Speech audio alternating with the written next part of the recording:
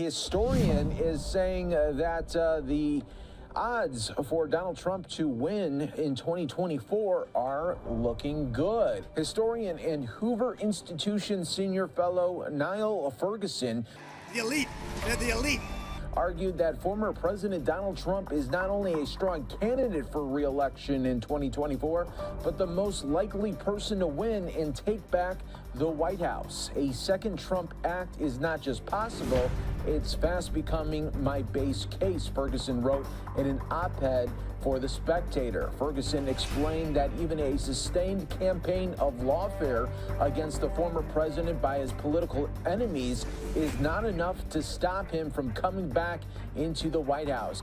Tell people not to come to our country illegally. That's the solution.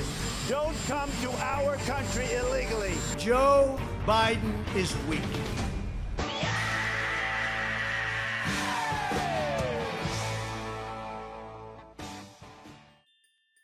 We have breaking news. Special counsel John Durham's report is out. Durham was hired by Attorney General Bill Barr to examine the origins and conduct of the investigation into whether former President Donald Trump's 2016 campaign colluded with Russia. So, all signs point to a Russia-Trump connection. All signs. To former advisors, to campaign staff at the highest levels. It is only a matter of time until Donald Trump is trapped by his own complicit actions and crimes against the United States in partnership with our Russian adversaries. It only took 4 years, but the Durham report is finally dropped. And he found out what everybody already knew. The whole Trump-Russia collusion story was a giant hoax started by Democrats. Bottom line, Durham finds that the investigation into the allegations should never have been launched. The media, of course, took this story and ran. Donald Trump is an unwitting agent of Russia's Vladimir Putin. There was collusion between the Trump campaign and Putin. The possibility of collusion between the Russian government and the Trump campaign. Let's just state what's obvious. Donald Trump could never be an agent for Russia because he, and I'm serious, he doesn't have the bandwidth to do it. He doesn't have the discipline to do it. He blurts everything out that's in his mind, but is he an asset? You know what? 100%. Just judging, 100% he might be. If you're still watching those networks, open your eyes. The FBI knew it was a hoax, the CIA knew it was a hoax, and Barack Obama knew it was a hoax. Everybody knew it was a hoax the whole time, but they acted like it was real. The CIA knew Hillary started the Russia collusion story and then went in and told Barack Obama all about it. That she was trying to link Trump with Russia to distract from her email scandal. But this is the best part, the P-tape. You know what they said in the Steele dossier? That Trump peed on prostitutes at the Ritz-Carlton in Moscow? Well, at first we thought that Hillary got the Russians to make the story up. But it turns out Hillary's guy made up the PP tape lie. And then Putin did send women to the hotel. In 2015, I was in Russia filming a movie, staying at the Ritz-Carlton. On the 4th of July, I'm there in Red Square, and I talked to the people at the hotel, and they're like, yeah, this is what happened here. Nobody peed on him, by the way. He was a voyeur. Yeah, of course. No, he was like, he had been to... He's not disgusting, Tom. Yeah, he was just watching. So when he went to Russia, you know, he hates Obama. We know that. He hates everything about him. So when the performers, the entertainers for the evening, left the room, they showed him what room Obama had stayed in. He said, hey, last thing, as I'm on my way out the door, pee-pee on that bed right there. That's the pee-pee thing that happened.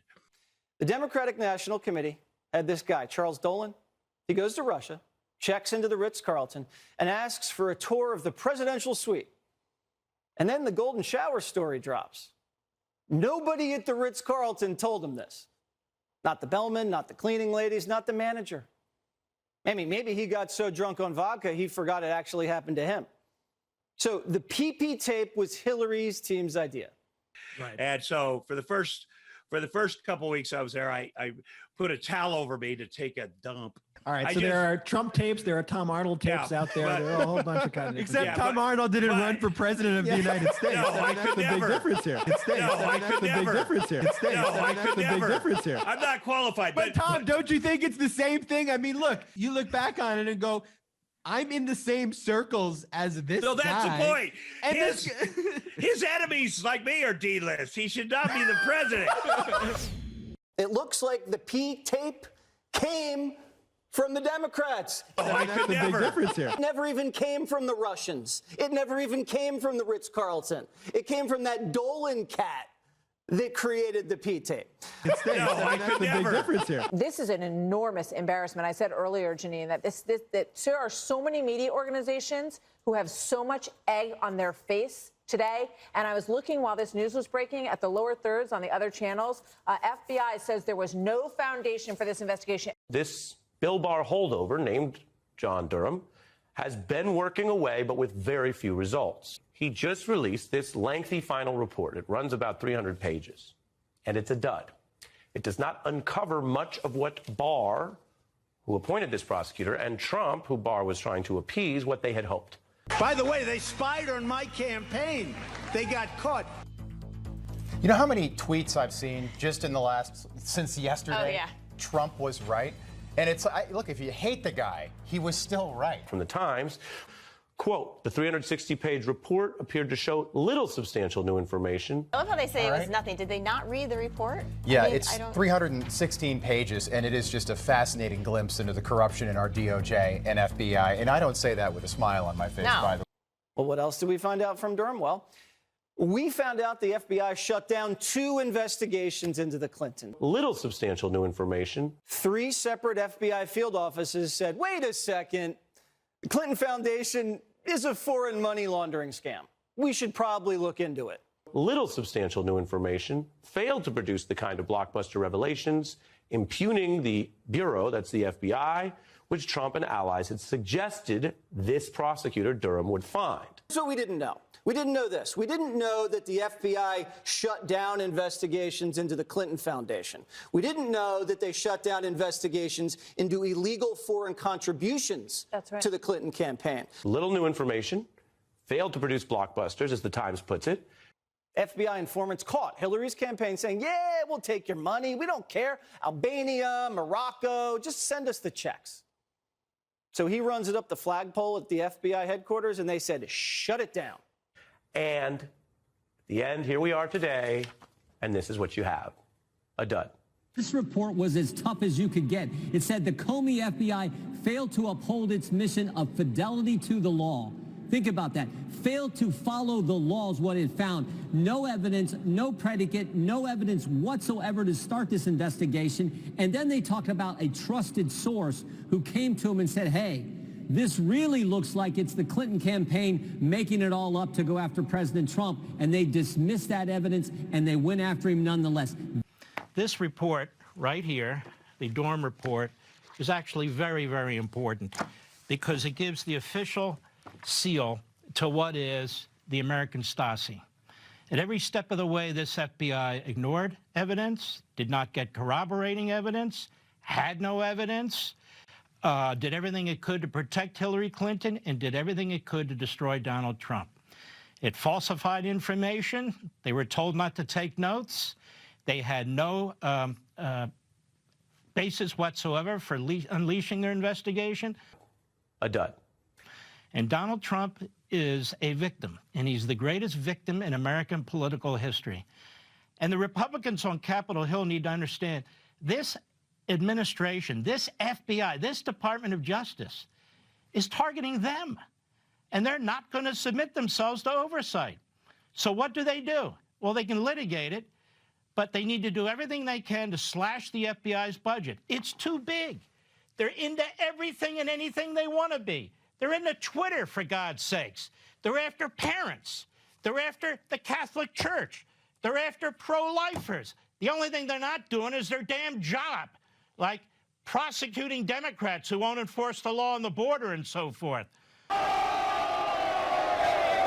have subtle dog whistles to these kind of pro-Trump conspiracy theorists. Statements like, the FBI's investigation of the Trump campaign relied on certain things. Well, there was never an FBI investigation of the Trump campaign.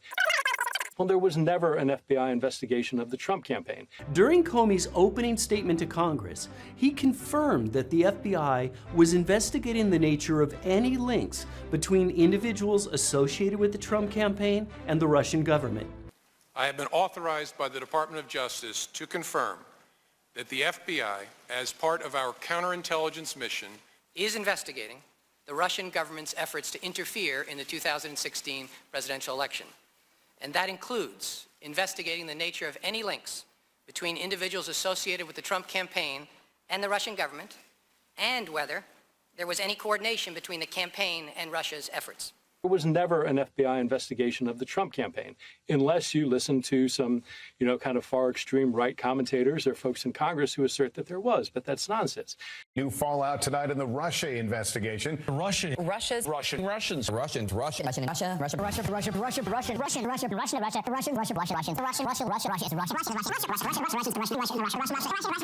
Folks in Congress who assert that there was, but that's nonsense. The indictment makes a point to note that the FBI was unable to corroborate Steele's reporting, but at the same time it neglects to mention that we weren't able to disprove it either. The Crossfire Hurricane investigators did not and could not corroborate any of the substantive allegations contained in the Steele reporting, nor was Steele able to produce corroboration for any of the reported allegations, even after being offered $1 million or more by the FBI for such corroboration. Yeah, well, Sean, think about it. In 2016, it was the Clinton campaign working with the FBI to go after President Trump and his election, his campaign. In 2020, it was 51 former CIA agents and intel officials working with the Biden campaign to do the same thing. So we've seen it twice now. One, it was the FBI. The second one, it was former intel officials, but the same objective, to go after President Trump and keep him from being president. But at the same time, it neglects to mention that we weren't able to disprove it either. Everything about Russia collusion was bought and paid for by the Hillary Clinton campaign. They didn't care. They wanted it to be true, and so they made it true. To be clear, there is no dispute. Trump-Russia collusion never, ever happened. It was a hoax and a lie, but more appropriately, it looks more like an attempted coup. People at the top of the FBI when Donald Trump was president just got caught playing dirty. The John Durham report shows they used unverified information to go after the nation's 45th commander-in-chief. Durham took his time to get it done right, 4 years, and now we know what Republican lawmakers fought so hard to show the American people. They were blocked and ignored at every turn, though, by Democrats and some big television networks. Dying to get into the meat of this report, the FBI and Department of Justice were weaponized, and Trump was specifically targeted. The report takes great lengths to point out the number of times where Trump was targeted in a way no other American would be. And in essence, the FBI has now become a disinformation and election interference enterprise here in our country. It's very damning for them. The Steele dossier was nonsense. The probable cause standard, even to originate an investigation, not to continue, but even to originate an investigation, was never met, and you had a secret court that was lied to. But Chris, this report is an insufficient consequence for the malfeasance and corruption that we have seen here. There was an operation from beginning to end to fuse political opposition research from the DNC and the Clinton campaign with this intelligence process and criminal process. And it's a sad day in America, because if that had been a Republican operation, an operation to help a Republican candidate, this wouldn't have ended with a report. It would have ended with real significant indictments. The only indictment that Durham is able to cite here is the indictment of Kevin Kleinsmith. This was the FBI lawyer who changed evidence before a secret court. And guess what? He's already back to practicing law, got his law license back, and practicing law here in D.C. now. Insufficient. You didn't grow up in the Soviet Union, but we might be living in it now. You know, I often think about, I covered a lot of Trump rallies in my prior career as a journalist and going out and reporting on these events and meeting with voters. And I think for them, this report is not telling them anything new. They've known it was a hoax all along. They felt it's been election interference. I think the major concern is here, we're heading into another election. Where is that accountability? What is going to stop them from doing something like this again. How are Democrats going to take this report? No big deal? I think it's no big deal. They're going to ignore it. Yeah, they're going to and I'll tell you why. ignore it. I'll tell you why. Wow. You know, Republicans, they went out over and over and said there were going to be big indictments. There's going to be all of these bombshells. And it's kind of breaking down to be kind of a dud. Here you have a story of the Clinton campaign, a presidential campaign who wanted to get the heat off of her and her server instance, basically create a hoax. Which basically create a hoax that Trump is colluding with Russia for some reason. They put together, they fund this Steele dossier, then shop it to the FBI. The FBI takes it, puts an investigation, lies to the FISA court to get a campaign operative on the Trump campaign wiretapped, essentially spying on him. They're leaking information to the press, which is running with it. Is Trump collusion? Trump collusion? They started impeachment on this issue. You have Adam Schiff, who went to the media and basically said, "I've seen the evidence. I'd like Adam Schiff to present that evidence to me right now." They won the media, Pulitzer prizes on this story. And you know what's interesting? I want those Pulitzer prizes to be revoked. Let me quote Jake Tapper on CNN today saying of the report, "It is regardless devastating to the FBI, and to a degree, it does exonerate Donald Trump." CNN has learned that the nation's top intelligence officials provided information to President-elect Donald Trump and to President Barack Obama last week about claims of Russian efforts to compromise President-elect Trump. The years-long investigation is over, and John Durham, the special counsel investigating whether there was any misconduct by the FBI in the Trump-Russia investigation. The information was provided as part of last week's classified intelligence briefings regarding Russian efforts to undermine the U.S. elections. The report is now here. It has dropped. It is devastating to the FBI, and to a degree, it does exonerate Donald Trump. Russian operatives claim to have compromising personal and financial information about Mr. Trump. Where's the apology from the media that pushed this endlessly, even with breathlessly? the Trump-Russia collusion thing, I've never been all on this Russia collusion thing. But what of all of the Russia fear porn that we've been fed by the left and the media during the initial years of the Trump presidency? I'm not saying that presidency? Russia didn't interfere in our election. I'm saying That's a different discussion. Russia-Trump collusion wasn't a thing. I think those are they've two been different interfering things. since the 1930s. That's their job. They're communists. That's not what we're talking about. What we're really talking about here is the corruption of our own federal law enforcement agencies, our intelligence agencies, that have been, in whatever fashion, co-opted, absorbed into the Democrat Party. We have this is Soviet-style stuff. This is totalitarian stuff. This is utterly un-American. And then we have the merger of the Democrat Party and their agents inside the government and the news media, and that is what Benito Mussolini described as defined Security fascism. clearances need to be revoked. Well, right? come on. Anyone involved this. Jim Comey went on a book tour saying how ethical and what the valor of his office and his position. He should not have any access to any sort of security clearance he should be put in ankle James shackles Brennan. at Reagan Yes. Airport and dragged away.